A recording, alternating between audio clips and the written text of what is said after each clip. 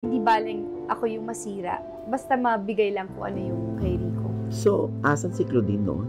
Nung nabalitaan niya na wala na si Rico? Ganito kasi yan, alam naman lahat ng tao na live-in kami naman ni Rico, di ba? So, ang nangyari was November 2001. Nandun sa Ad Congress siya, pag-uwi niya, end of November, may nalaman ako.